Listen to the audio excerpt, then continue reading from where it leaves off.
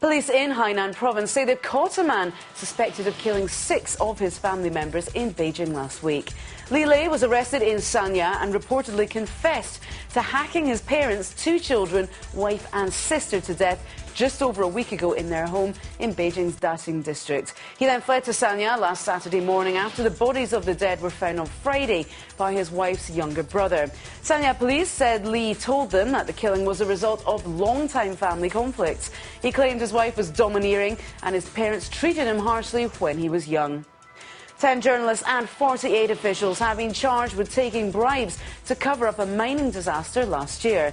Chinese media reports say that mine bosses relocated bodies, destroyed evidence and paid journalists a total of $380,000 to hide the incident. 34 miners and a rescuer were killed in an explosion 3 weeks before last year's Olympics at the Lijiawa mine in Hebei province. Bosses also reportedly cremated miners' bodies against the wishes of family members, paid grieving relatives to stay silent and sealed the mine shaft with truckloads of dirt. The incident was kept out of the public eye for almost 3 months until it was reported on an internet chat site, and the uproar that followed forced the central government to step in.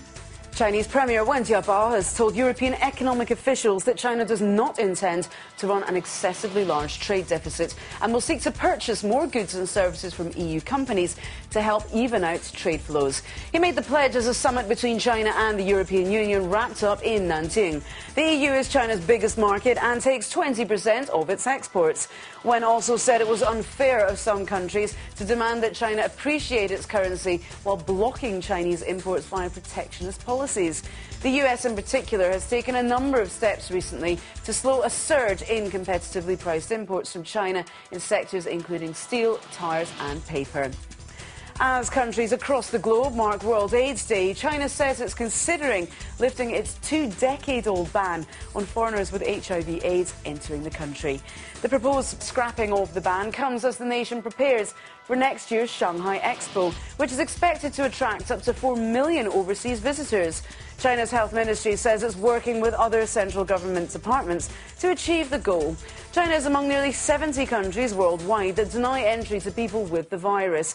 Currently, visitors on a short-term entry visa must declare at the border that they do not have HIV/AIDS, while those looking to stay for a longer period must take a blood test and are refused admission if they're found to have the disease. Shares of casino operator Sands China Limited fell sharply on their trading debut in Hong Kong on Monday as investors worried about the valuation and the heavy debt the company has taken on to expand its Macau operations. The Macau unit of Las Vegas Sands Corporation raised $2.5 billion from the offering, but its shares closed down 10% at 9.32 Hong Kong dollars after having fallen as low as 8.78. By contrast, Hong Kong's benchmark Hang Seng Index rose 3.3%. And Taiwanese movie No Puedo Vivir Sin Ti has won the Best Feature at the Golden Horse Film Awards, recognised as China's Oscars.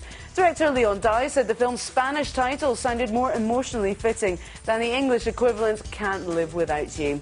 Filmed in black and white, the movie follows the plight of a single working-class father from the southern port city of Kaohsiung as he tries unsuccessfully to secure his daughter an education. The film won 3 other awards for Best Original Screenplay, Outstanding Taiwanese Film of the Year and Best Director. Elsewhere, Li Bingbing scooped the Best Actress award, while the Best Actor trophy was shared between Huang Bo and Nick Chung. And those are the BON News headlines for now, but we'll be back with more news after this.